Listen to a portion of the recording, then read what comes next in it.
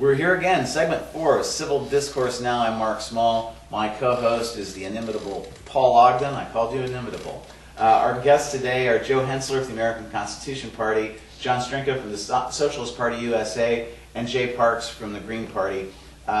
We are coming to you from Big Hat Books in Broad Ripple. Participate in World Book Night. Go on to worldbooknight.org. You can find out the details. It's really neat. You can give away 20 books free, 20 copies of one book to your friends and advance reading, and that's just go online for that. And they've got an excellent selection of books here. Too Big to Fail, for example, is one of the books that they have. They have space here to rent. It's a really neat facility. It's locally owned. Liz downstairs, a great person. And they have the G.C. Lucas Gallery is displaying art out here. It's a cool place. So it's at 6510 Cornell in Indianapolis, on the north side of Indianapolis. Next ask, we're talking about efficacy of third parties in American politics. And we were talking off camera, obviously that happens. And we started talking about the Electoral College because Paul brought it up. Let me explain. The Electoral College, when it was set up, the Founding Fathers, or framers, I know you don't like the Founding Fathers term, they did not 100% believe in democracy. They were very concerned about runaway democracy, and they had questions whether the average person had the ability, the mindset to judge who would be the best president. So they set up this electoral college system in the Constitution. It got modified by, I believe, the 12th Amendment. But basically, what it is, the number of votes each state has is equal to the number of representatives they have in the House and number of U.S. senators. And what was supposed to happen is you go vote for, when you vote for president, you're actually voting for a slate of electors who then go to meet in the state's capital, and they're supposed to deliberate and decide who is the best president. It wasn't supposed to be they all vote for whoever they pledged to vote for originally. The idea was that they would actually be a deliberative body, and that has not happened. It has not happened like that at all. No, and to show how you're wrong on several points, Paul. Go ahead. And first of all, I don't call them founding fathers because the founders of the country were the people who moved here and who already lived here and the society that developed. Framers of the Constitution sat down and they framed, just like they were building a house, they built a structure for government. And so they're the framers of the Constitution. That's what they did. In terms of democratic principles, it wasn't that they weren't 100% for democracy. Several of them loathed democracy. Hamilton thought you couldn't have the rabble saying what was going on in government. And why? Because only less than 10% of the populace was able to participate in the governmental system. Half the population was female. They couldn't vote. They couldn't participate in the system. Those individuals who were held in bondage, either because they were slaves or indentured servants, they couldn't participate. If you were a white male landowner, you could participate in the system and vote. So it was very restricted. And so the idea of democracy was anathema to them. And so that's why the Electoral College was developed. And also Madison viewed the Senate as being a body of wise people who would have the concerns of the Republic at heart, and that the House of Representatives would be the House that would reflect the inflamed passions of the people on any kind of given basis. So they were in favor of democracy when it comes to the House of Representatives.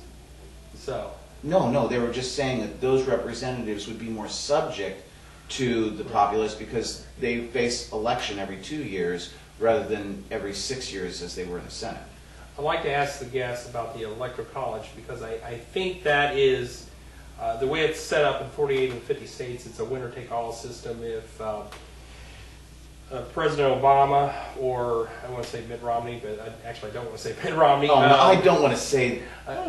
Whatever presidential candidate wins by one vote, you get all the electors who are pledged to you. And the way it traditionally happens is that all those electors then will go and meet in the state capitol and vote for you. But there was one. Occasionally, they have what's called a faithless elector, an elector who is pledged for one candidate who could vote for anybody else, for somebody else. I think Reagan got one in 1976 that voted for him. when he was not one of the candidates, one of the finalists.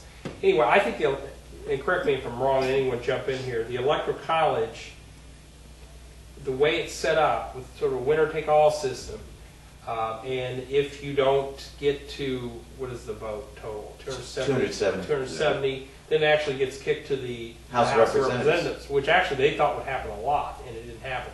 But doesn't that system hold down third parties? Because it's difficult to win get a majority vote in the state or get a plurality at least. Anyone? I think third parties are actually more effective on a local and state government level. Those are the races that are easiest to influence, easiest to enter.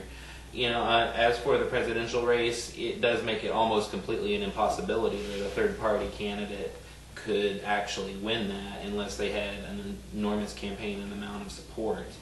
I think the Green Party has supported the National Popular Vote Plan, which is a plan to get enough states to sign on to whoever wins the popular vote nationally, whoever wins the most number of votes, that they will pledge their electors for that candidate, regardless of who wins the state. And once enough states pass that into law that you could have the 270 needed for the Electoral College, then it would effectively overrule the Constitution. Not that the law can, but it would make the winner a popular winner rather than be chosen by within the each state. Exactly. In some states, the electors actually can vary from that. Yeah, because in some it goes by congressional district. I think Nebraska. Well, there are two. Nebraska goes by a congressional district. Maine goes by a congressional district. But there are some states where the electors, when they go to vote in the state capital, they're actually legally required to vote for whoever won that state. Some states there aren't. They're free to vote whoever they want. And I actually thought in 2000 with Gore and who's that other guy? Bush. Bush, that only would have taken 3 electors to switch. I'm surprised that didn't happen, that they didn't start throwing stuff at them to try to get them to switch. All that it would have taken to challenge the results of the election is one United States senator to object to the manner in which the election had been held. And then we would have gone into a new round of deliberations on what happened. No Democratic Party senator would do that. And I'm sorry, but I think that shows cowardice. I mean, I'm not just saying Democratic Party senators are cowards. I don't care for the United States Senate generally, except Bernie Sanders. But he's not a member of either party. Plus he's in the House, isn't he? No, Bernie he's a United Sanders States is senator from from Vermont. Vermont. He used to be in the House, didn't he? Yes. Of course, Vermont only has 1 House member, I think. Yeah, and 2 senators. 2 senators. So it's it's the same more- thing. You're elected both by the entire population. Well, kind of, yeah, but that's the 2000 election. I thought was an example of what's wrong with what happens here. But going real quickly to the national races, do the Greens have a national in the 2012 campaign? Is the party going to have a national candidate? There's currently a competitive race going on between Dr. Kent Misplay, Dr. Jill Stein. Kent is from California. Jill Stein is a former gubernatorial candidate from Massachusetts. And recently Roseanne Barr has declared that she would like to seek the Green nomination. She surprisingly has very substantial positions, very much in agreement with the Green Party. And while she's been known as a comedian, of course, she wouldn't be the first actor that would have occupied the White House. And wouldn't be the first comic either, because we've got Al Franken, who's the superior comedy. But here's the question I have on her candidacy. Would she be singing during her campaign like Mitt Romney has? I mean, if that's the case, I'm sorry. Socialist Party-USA. Do you have Socialist has a national ticket. Our national candidates are Stuart Alexander for president and Alex Mendoza for vice president. Of course, they adhere to and espouse the principles I enumerated earlier. More specifically, in terms of talking points, if you will, 3 of their key platform points that you can focus in on is number 1, an immediate national government-run jobs program, put Americans back to work. Number 2, immediate national health care for all citizens, paid for by the government. And number 3, an immediate 50% reduction and a defense budget and immediate cessation to all wars and foreign interventions. Again, there's a lot more to it, but for purposes of something to focus on, those are the core points of it. It's important to realize, though, that that is part of what we consider necessary to create a larger structural change in society. Joe, American Constitution Party? Yeah, we have 5 candidates who have announced for president right now, and one of them will come out of our nominating convention in April. Oh, where's that being held? Nashville, Tennessee. One of them will come out of that convention as a nominee of the party. I want to get everybody in here. Darrell Castle, who's a co-founder of the party, is seeking the nomination. Virgil Good, who was a Republican congressman from Virginia, I can't remember his district, but he's seeking the nomination. Robbie Wells, who's a retired football coach from North Carolina. Dr. Lori Roth, who's a talk show host in the Washington State, conservative talk show host, and J.L. Mueller, who's a businessman from Virginia, I believe. I'm impressed you can remember all 5 names. Yeah, and that's... J.L. Mueller, I hope you're from Virginia, because I'm not sure.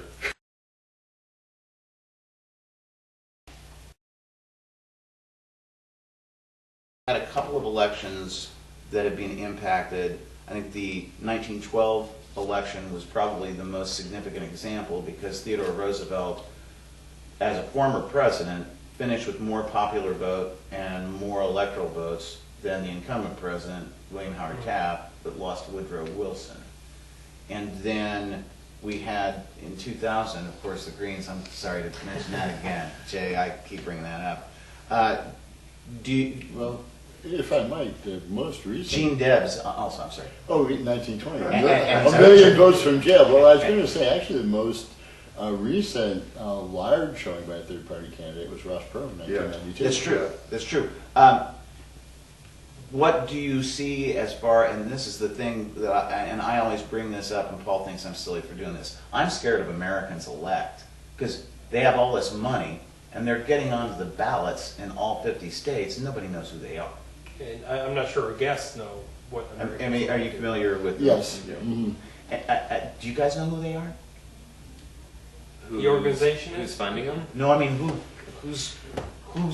who they are. I mean, I know who's kind of funding them, but they don't really kind of identify themselves. They kind of make it amorphous. It's like if Mitt Romney doesn't get the Republican nomination, I could see him saying, "Oh no, I'm Americans elect," and just morphing into that, the morphable candidate.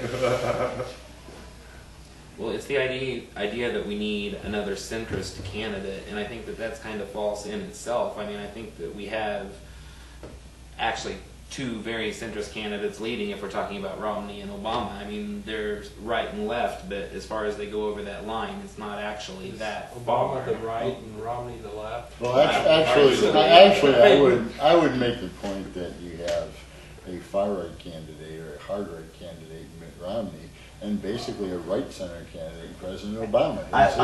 His record in office has shown nothing but right-center policies. I will not disagree with you on that. Of course, our view is probably going to be I would stretch it out and say that, they're all in the center, and that, you could go from Barack Obama to Rick Santorum and see the same thing you're seeing in an Obama administration. So, Gentlemen, thank you very much for being our guests today. Our guests have been Joe Hentzler from the American Constitution Party, John Strinka from Socialist Party-USA, Jay Parks from the Green Party. I'm Mark Small, Paul Ogden's co-host. Thank you for joining us on Civil Discourse Now. Gentlemen, this has been a lot of fun. thank you for having us.